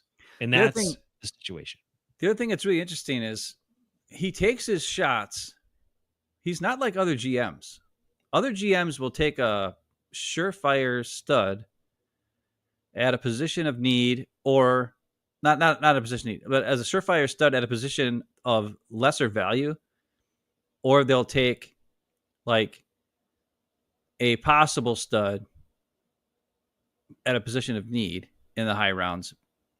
And what Gutey does is he takes a high value position after it's been picked through already. So like he'll get the 6th best corner, or he'll get the 3rd best whatever linebacker. And he drafted the first linebacker. Quay Walker was the first linebacker, right? And right. I applauded him. I applauded him for doing that. Okay? One year out of all of his drafting, that's what he did. And Devontae Wyatt was, I think, the first or second D tackle taken that year. So I don't think he was one of the first D tackles taken that year. So it wasn't like he doesn't always do this. But the other thing that's interesting is he will do, like, when Graham Barton is there, and we know he's going to be a good player. Like, you just know he's going to be a good player. And with your history to be able to find guys like Rasheed Walker and Zach Tom in the late rounds, why wouldn't you take that first round pick and take the for sure stud guy for 10 years? And then, you know what? Take 3 tackles in the 4th, 5th, 6th round, and maybe one of them will be good. You know, like guys who have good RAS scores, or guys who were solid players throughout the years who just maybe they'll turn into something like that. So you're shoring up a spot that you know you won't have to worry about for years and years to come. And then you take a shot with 3 picks later on, but he doesn't do it that way. He always wants to go for the Lucas Van Ness, the Rashawn Garys, the Jordan Morgans, the Jordan Loves, the high profile positions, left tackle, pass rusher, quarterback, high on first round, who have possibly low floors, but also possibly high ceilings if they figure it out, right? But guess what? Most of them are doing the low floor thing right now. And other GMs on teams that are good will be like, oh, that guy's really good, I'm just going to take him. Yeah, like if you think about the Lions that year when they took the best running back after another running back was taken, they're like, no, Gibbs is awesome. They got criticized by a bunch of people too. It was like, we know what we're doing. Yep, they took the best linebacker, they took the best tight end, and they took the best safety all that year. Their first 4 picks, and none of those picks were value positions: halfback, linebacker, safety, tight end. Nobody drafts a tight end, or safety, a linebacker, or a running back in the first round. The Gutey will not do it. Now, he did take Rasheed Walker, Quay Walker, and he did take good old Savage, who are safeties and linebackers. Those are misses, so maybe we don't want to do it. I don't know. But what I'm saying is this. The Lions took the best player at each undervalued position, and they had a Super Bowl type winning team if they just had a quarterback who didn't suck. Right? Everybody thinks that Jared Goff is good. He's not good. He hasn't been good. Like, that's why they stink. But anyways, and they had a lot of injuries last year, so that hurt them. But where Gutey does the exact opposite, he always takes high value positions who can't impact his team the first 2 years that they're on the team. So you waste their cheap years, and then by the time they have to be extended, you're not really sure if they're good because they only had 1 year where they actually played. And then you're like, well, I mean, he played pretty good, so let's give him a top of the market value because he was my first round pick. We believe in our assessment. We believe in our the progression was there. Yep, he didn't help us the first 3 years he was here, but now he is for the next 4 years. But you wasted the first 3 years of a low contract, and you could have had an impact player. Isn't that the teams that are competitive and competing for the Super Bowl are the teams that have their high picks start for them or make an impact pretty much right away? Isn't that how you have to do it pretty much? Well, I think it's interesting because if you look at the playoffs last year, you have the Lions who built it from the inside out, right? They attacked their defensive line and their offensive line. Then they filled in skill positions. And then the next year they filled in, like I said, low value positions, but the best player at each position. And then they plugged them and played them. And then that year they hit, right? That was the 3rd year of Dan Campbell's when they hit. And then the 4th year was last year where they were really good, but then had a bunch of injuries. The Eagles just always drafted the best player every damn time. And somehow they keep signing their guys to second contracts and they never go over the cap. I don't know how they keep doing it because they have all these offensive linemen. They have Hurts. They have the 2 wide receivers, like Saquon Barkley. Like, they have a superstar team on offense and on defense. Now, the defense, they had to let a bunch of guys get free agency this year because they couldn't pay them because they paid all these offensive players. They got Zach Bond back. But they keep right. But that's because he wasn't that expensive. He's inside linebacker. He's undervalued position. No, he was good. And the Saints didn't know he was good, and the Eagles did. And we're like, we'll take it for here. you can play linebacker. Right. So that's a team that drafts good players and then just plays them. And then they're always good. And then there's a team like the Vikings who don't draft well, actually. Right. They draft terrible. They get lucky every now and again, but then they sign guys in free agency. Like they've hit free agency the last couple of years with players that impact their team who could start right now. They're not superstars, but they're good. And they impact the team at key spots, and they fill the holes that they didn't hit in the draft. All three of those things the Packers don't do. The Packers draft the guy with the most physical freak, and then they wait for 3 years to see if he's any good. And then he has half a good year, and then they're like, "Oh, he must be good. Let's sign him for longer." But then they have guys like T.J. Slayton who've proven they're good defensive linemen who can stop the run, and they're like, "Nah, see ya." Or they have guys like Micah Hyde who just comes in and does something great, and they're like, "Nah, goodbye." Or they have guys like Aaron Jones who they did keep only because he was so awesome, and then they let him go. So my hope is they don't screw up Zach Tom. Please, Gutey, don't be dumb. Give him the money he deserves. He's good. And like I said, I think Sean Ryan, you can extend him for cheap, and I think he's proven that he's something. He's not bad. And this is saying Gutey did some good stuff there. These are Zach Tom especially too, because it's a position you continually are shooting for and missing. Like you have a bona fide good tackle. Lock him down. Keep him on the team. Just the same thing when you finally get a cornerback who's good because you've had so many misses. Keep him on the team. Yeah. So and like I said earlier, I think Rasheed Walker, they have to trade him. Like that's just the bottom line. Makes sense, I mean, they have to trade him to get I would do it now so they can get a pick for this year because of the choice he made. He chose to draft a tackle last year, and that tackle has to be a starter. It's a first-round pick. The guy's got to start for you. Yeah. He has to. You cannot draft another first-round pick who's a part-time player or a fucking backup or a guy you plug in when you need somebody. No. And the sad part is nobody does that. I'm not saying that Jordan Morgan is better than Walker because he's not. He's probably not. He's definitely not. But he's under contract for 3 more years with a player control or a team control for 1 more year after that. And Rasheed Walker's in his last year of his deal, and he's making nothing because he's a 7th round pick. So, well, I mean, actually, I think he's making like 3 or 4 million because he's hit a bunch of incentives for playing because he signed one of those his contract was something about like, yeah, you're a 7th round pick, but if you play a bunch, well, then you get more and more money. And because he played so much the last 2 years, I mean, he started the last 2 years, and he played a lot the year before that because Bakhtiari was not there and didn't play ever. So, so it's he's hit all of his incentives. So I think he's making like 3 or 4 million this year, even as a 7th round pick. Still cheap as hell for a starting left player, but especially left tackle. But that's the thing. It's interesting. Right. Like some of the stuff Gutey does isn't bad, right? Like his lower picks, but like we said, I think you agreed. You said this. It's probably the scouts who find these guys and they're jumping on the table and being like, draft Evan Williams, damn it. In the 4th round, let's go. I'm sure somebody jumped on the table and said, Zach Tom is really good. Yeah. And where did Zach Tom come from? The West Coast. That West Coast scout. He was Wake Forest. Oh, was he Wake Forest? Oh, okay. Yeah. Well, all I know is this. A lot of the guys from the West Coast, I shouldn't say that either because Jordan loves him out there.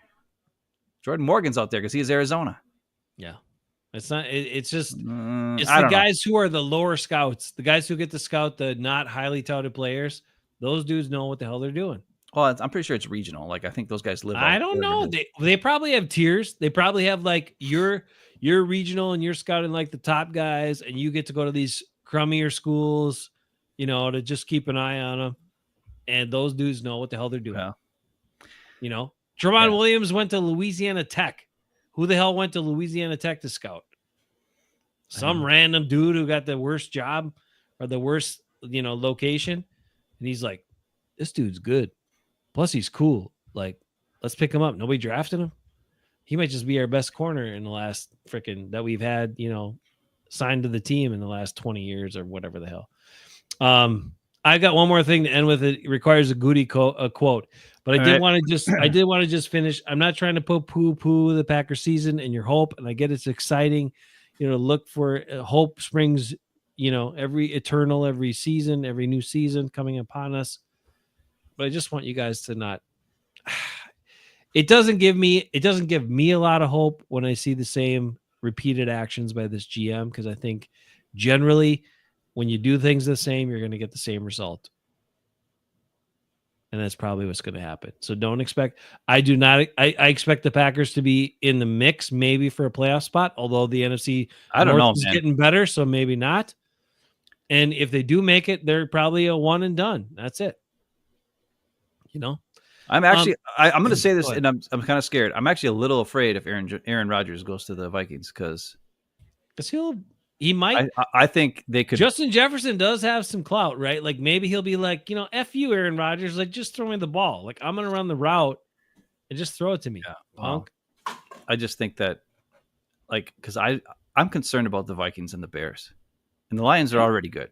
The Bears are getting better. I think the Lions will take a little bit of a step back, losing their two coordinators, but the Bears are really shored up a lot of issues on offense, and their defense was already good.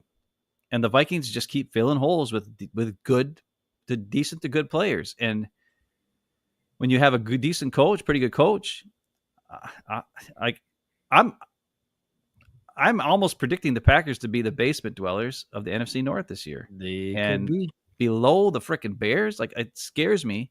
I mean, Ben Johnson's going in to set a new culture, right? It's a new environment, new culture. The players that have been there, it's a new voice for them. All the new guys they're bringing in, and they see where the success he's had, especially those offensive players that were a little disgruntled with like Luke Getsy as their OC, and then some other whoever the hell they had this year. Maybe some of those guys try harder. Maybe some of those guys are better. And then you shore up the offensive line. The Bears the Bears almost beat the Packers both times last year. It was a Carl Brooks fingertip. Yeah. I mean, they should have lost both games. Yeah. But anyways, I'm a little, it scares me. So I really don't want Aaron Rodgers to go to the Vikings, to be. I hear you. I'm afraid that he might actually look good and they might kick the shit out of us. And then it's really embarrassing, because I really don't want that. Well, of course not. Nobody wants that. Except Aaron Rodgers. He's the only one. But he's the only one. Here's the thing. The Packers were 1-5 in the division last year. Mm-hmm. Everybody else is getting better. The Packers are not getting better. Yeah. That's reality, guys. It's scary. We tell you the truth on this show. Great. They signed some dudes. Awesome. I hope those guys are good. But I don't think they're really upgrading their team. Gutey's banking a lot on hope and development, and these other teams are making moves to improve their teams. And the Packers are 1-5 in the division and not a good record against the best teams in the NFL. So go into the season with expectations in line with that, and you might not be disappointed. We can have some fun. We can enjoy the wins, not be beat up about the losses, because this is reality, guys. This is where, there's perception and there's reality. That's reality. The Packers want you to buy into perception and hope, and that's kind of BS at this point. All right. Here is the last thing about the great Gutey, who some people tout. He said this, and I was listening to it, and I was like, I know Gutey was not the GM in 2017 when the Packers chose to not pick TJ Watt, who fell right to them at number 30, but instead trade back, let the Steelers pick TJ Watt, who were like, oh, thank you. Sure. And then pick Kevin King at pick number 33. 3 picks. They moved back 3 picks to pass on TJ Watt and pick Kevin King. I know he wasn't the GM, but he was one of the top guys. He'd been there a long time. He had influence. Okay. And at that point, the rumors were Ted Thompson was really kind of not all there, struggling with stuff. So was he really kind of pulling the strings? Was he really kind of making the decisions when Ted wasn't sure, or waffling or whatever? We don't know for sure, but I would venture to guess there's a chance of that. This is what Brian Gutekunst had to say recently. This was at the scouting combine. He said this, and I just want you to listen to it. There's a question, and then there's how he responds. And then we're going to go back and just think about TJ Watt, pick number 30, sitting there for the Packers to pick. They trade back 3 spots and then draft Kevin King. Well, I mean, I think, good players are always hard to find because nobody wants to let them go. You know what I mean? But that's our job, and we attack it, and we'll find them if they're out there. But yeah, there's the great ones. God only made so many of them, and they're tough to find. But it's not hard to identify when you see it.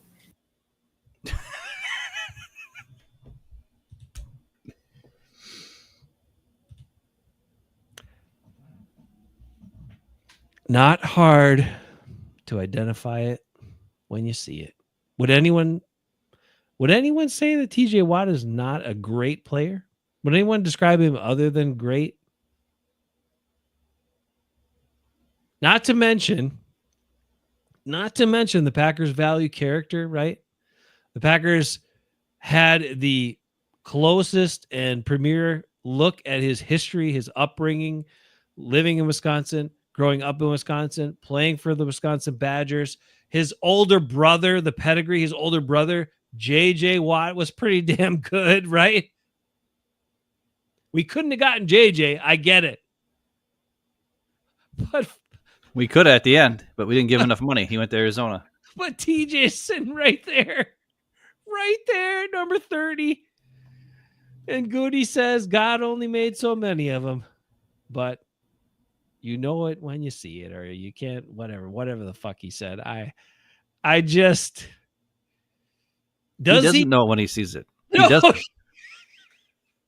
He's never known it when he's seen it. So that's the dumbest thing I've ever heard him say. Actually, no, the dumbest thing I ever heard him say was when he said that he does not draft or he does not fill the roster with players to fit the scheme. When he said that, I almost pooped my pants. That was the same in time. shock.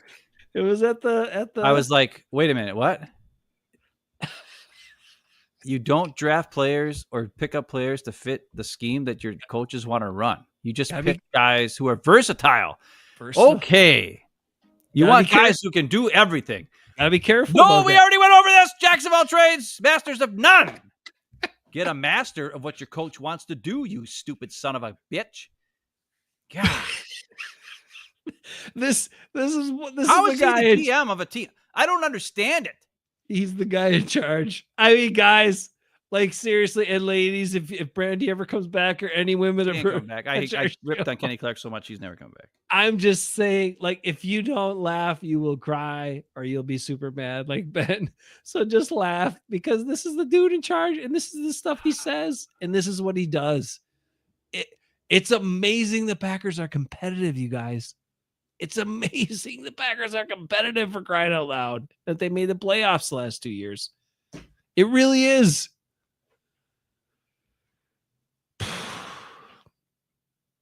That's what I had to share based on what Gutey has said and done and what he did again this year. So lower your expectations. Don't buy the hype. Let's just have fun.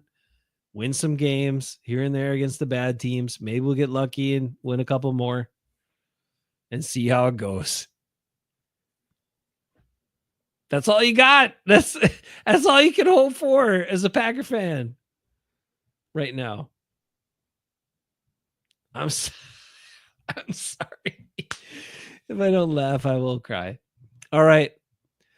I don't want to bring you all down. Here we go. JJ's hoping Ed Policy makes some changes. Maybe someone will, because Mark Murphy didn't know what was up. And he wasn't going to worry about sticking his neck out and making any changes. Maybe Ed Policy will. Well, we also got, remember, the draft is in Green Bay. That'll be fun. Not for me, because I don't think I'm going to go, but whatever. It'll be fun. It's like watching this floundering banger football program. Okay. Are you referring to us? Badger. Oh, Badger. Oh, I see. Okay, Badger. I got you now. Badger, with your correction, I get you. Yeah, the Badgers are not great either. They thought they had it with Luke Fickell, but that wasn't working out. We got an Ohio State guy to lead the team. Now it's better. Nah, Paul Chris was doing the best he could. The Badgers aren't a big draw. Get over it. Yeah. They're going to be pretty good. If they get home homegrown players that are awesome. They'll be really good. But then once those guys go away, like you can't land all the big recruits in Wisconsin. It's just the way it goes. So you're competitive. You're pretty good. But you're never going to be top of the list. You're never going to be top of the league. You're never going to be in the playoffs. Now with the money that players make in the college, it's like just goes. It's a great school. It's a really well run program. It doesn't matter which coach you bring in because you're not going to pull in the guys that want to go to Ohio State and the guys that want to go to Florida and USC and like what that's where they're going to go. They're not coming to Wisconsin. So you have to not lose the in-state guys who are actually really good because there have been some, right? And luckily for the Badgers, they got a bunch of good offensive linemen for many, many years. And they also got the Watts and some other dudes who are super good. Bunch of freaking linebackers. Jesus Christ. There's a bunch of good Badger linebackers in the NFL, right? Still playing. But in the last 10 years, there have been a lot of them. So the Badgers still get good players. It's just that they never have the speed or skill players to compete with the big top teams, Alabama and freaking Ohio State and whoever else, LSU and Georgia and whatever. That's just the way it's going to be. It's okay. Now the Packers don't have the same excuse. They could turn around and do shit differently, but their GM's a dumbass. We just told you again. So I go back to my statement from many, many years ago when I said Gutey was the worst GM. And Ben thought he wasn't at that time, and I think he probably is. But the killer was 2021. 2021 makes him the worst. That does make it pretty bad, though. Yeah, it's bad. That was bad. All right, enjoy your weekend, evening, everything else that comes with it. Don't get too hyped up about the Packers signing, and let's all celebrate when Aaron Rodgers goes to Minnesota to destroy the Vikings. All right. I don't know. I'm just kind of scared yet. JJ White's at least Myers is gone. That's a positive. That's a positive. And Stokes. Myers and Stokes are gone. That's a positive. Like Gutey led his first round and second round. If they're really bad, he will not sign them back. But if they are average to okay, he will sign them back for a lot of money. That's hilarious. That is his downfall. On top of just drafting the wrong guys. So you're telling me either Gutey, all of his first and second round picks are either they're shit, overpaid, or just cut or not signed back after their rookie contracts. Yeah, and then they don't go anywhere after that. Where do they go? No, they don't. They're nowhere. They have no career in the NFL after that because there weren't any good, like all of them. Even Jair. If Jair goes somewhere this year, which he should, please get him off the team. Do you think he's going to do anything? I'm concerned. Are the Packers worried he's going to be awesome somewhere for 5 years? No. They're worried that he's going to go to the Vikings or something, or the Bears. Who cares? Let him go there. And then you know what you do? You run the ball at him the whole fucking game. Yep. Let him go in the division and let them start him like idiots. And then we'll run at him the whole game and watch him just stand there and freaking do nothing. It'll be great. Yeah. Because guess what? We had to watch him do that. And other teams, I don't know why people like the Bears would run at him. And then they go and try to pass for idiots and then lose the game. Like, just keep running at Jair. What are you doing? Not that hard. It's not that hard. These teams, they overthink crap. They do. As coaches, and they overthink stuff as GMs. All right, we got to get out of here because definitely as GMs. Just remember, if Hafen Bros were the Packers co-GMs the last 5 years, we probably would have won the Super Bowl 2 to 3 times by now. Probably. Just saying. All right, enjoy your time away. We'll catch you again sometime when there's more news. Be good, everybody. And remember, laugh, don't cry.